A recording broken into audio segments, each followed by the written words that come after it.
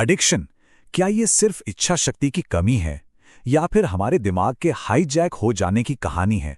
आज हम एक ऐसे विषय की परतों को खोलेंगे जिसे शायद सबसे ज्यादा गलत समझा जाता है और जिस पर सबसे जल्दी फैसला सुना दिया जाता है। ये इच्छा शक्ति की नहीं, बल्कि हमारे दिमाग के अंदर चल रहे विज्ञान की कहानी है। ये लाइन हम सबने कभी ना कभी सुनी ही होगी, है ना? शायद किसी के लिए कहीं भी हो। जब हम किसी को लत से जूझते हुए देखते हैं तो अक्सर सबसे पहले यही ख्याल आता है कि भाई अगर वो सच में चाहे तो इसे छोड़ सकता है, कि ये तो बस विल पावर का खेल है। पर कहानी में एक बहुत बड़ा ट्विस्ट है। अगर हम थोड़ा गहरा उतरें तो विज्ञान हमें एक बिल्कुल अलग ही तस्वीर दिखाता है। एक ऐसी तस्वीर जो कहीं ज्यादा जटिल है। ये किसी के चरित्र की नहीं, बल्कि उसके दिमाग के अंदर हो रहे बदलावों की कहानी है। तो चलिए इसी सवाल का जवाब ढूंढते हैं कि आखिर ये मामला विल पावर का है या ब्रेन साइंस का। हम समझेंगे कि कैसे लत एक ऐसी दिमागी हालत है जिसमें हमारे दिमाग के रिवॉर्ड, मोटिवेशन और कंट्रोल वाले सिस्टम्स एक तरह से हाईजैक हो जाते हैं। तो वैज्ञानिक तौर पे एडिक्शन है क्या? देखिए, आसान भाषा में कहें तो ये किसी चीज के लिए एक जबरदस्त और अनकंट्रोल जरूरत है। और इसकी सबसे बड़ी पहचान यही है कि इंसान को पता होता है कि इससे उसे नुकसान हो रहा है, लेकिन फिर भी वो खुद को रोक नहीं पाता। चलिए इसे और भी आसान बनाते हैं। इसके 3 मेन कंपोनेंट्स हैं। पहला है क्रेविंग, मतलब किसी चीज के लिए एक बहुत ही तेज, एक जबरदस्त इच्छा। दूसरा है लॉस ऑफ कंट्रोल, मतलब उस इच्छा के आगे बेबस हो जाना, खुद को रोक ना पाना। और तीसरा, जो शायद सबसे जरूरी है, ये जानते हुए भी कि इससे जिंदगी खराब हो रही है, उस काम को करते रहना। तो सवाल यह है कि ये सब होता कैसे है?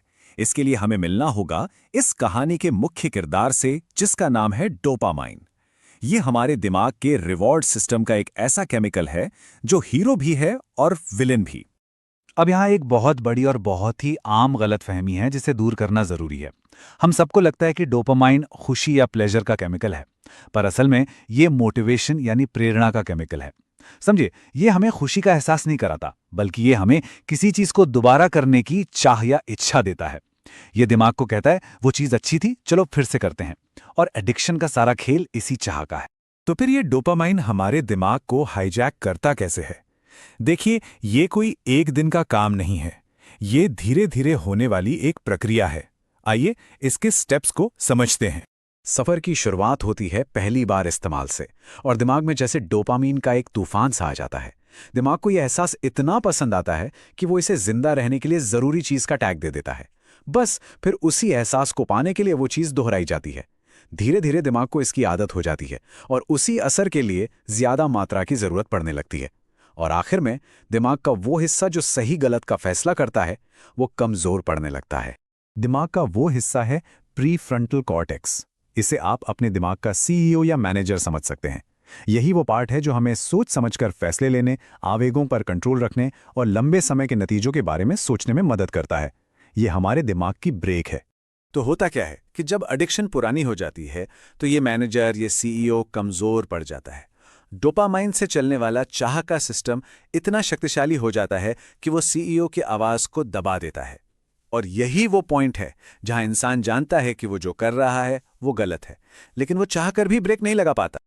और बस यहीं से शुरू होता है एक ऐसा दुष्चक्र, एक ऐसा विशियस साइकिल जिससे बाहर निकलना बहुत मुश्किल लगने लगता है, क्योंकि कई ताकतें मिलकर इंसान को इसमें फंसाए रखती हैं। तो अब सबसे बड़ा सवाल उठता है कि अगर ये इतना ही बुरा है तो लोग बस इसे छोड़ क्यों नहीं देते? ये जस्ट स्टॉप वाली सलाह काम क्यों नहीं करती? इसका जवाब विल पावर में नहीं, बल्कि दिमाग की बदली हुई वायरिंग में है। देखिए, छोड़ना इसलिए मुश्किल है क्योंकि पहली बात तो ये है कि दिमाग की पूरी केमिस्ट्री ही बदल चुकी होती है। दिमाग को उस चीज के बिना नॉर्मल महसूस ही नहीं होता। दूसरी बात, आदत के रास्ते इतने पक्के हो चुके होते हैं कि दिमाग ऑटो पायलट मोड में उधर ही भागता है। फिर तनाव, कुछ खास जगह, लोग या मूड, ये सब ट्रिगर का काम करते हैं और जबरदस्त क्रेविंग पैदा कर देते हैं। और कई बार एडिक्शन किसी गहरे भावनात्मक दर्द या अकेलेपन से भागने का एक तरीका भी होती है। लेकिन कहानी यहां खत्म नहीं होती। अच्छी खबर यह है कि उम्मीद है, रिकवरी मुमकिन है।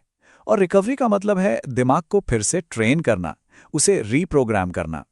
और यह समझना बहुत जरूरी है कि रिकवरी सिर्फ किसी चीज से जबरदस्ती दूर रहना नहीं है। ये एक एक्टिव प्रोसेस है। ये दिमाग के उन हिस्सों को फिर से मजबूत करने जैसा है जो कमजोर पड़ गए थे। ये दिमाग की वायरिंग को ठीक करने जैसा है। तो इस रीट्रेनिंग में होता क्या है? इसमें कुछ बहुत जरूरी कदम होते हैं, जैसे डोपामीन के सिस्टम को वापस नॉर्मल लेवल पर लाना, दिमाग की सीओ यानी फ्रंटल कॉर्टेक्स को एक्सरसाइज कराकर फिर से पावरफुल बनाना, तनाव को संभालने के नए तरीके सीखना, और सबसे जरूरी, उस लत की जगह जिंदगी में कोई नया मतलब और हेल्दी रिवॉर्ड्स खोजना, जैसे कि अच्छे रिश्ते, कोई मकसद या एक्सरसाइज। तो आखिर में बस इतना ही, एडिक्शन को एक चारित्रिक दोष या नैतिक विफलता की तरह देखना बंद करना होगा। ये दिमाग की एक कंडीशन है, एक बीमारी है जो गलत दिशा में चली गई है।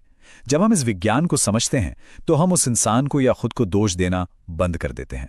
और यकीन मानिए, जहां दोष देना खत्म होता है, वहीं से हमदर्दी और बदलाव की असली शुरुआत होती है।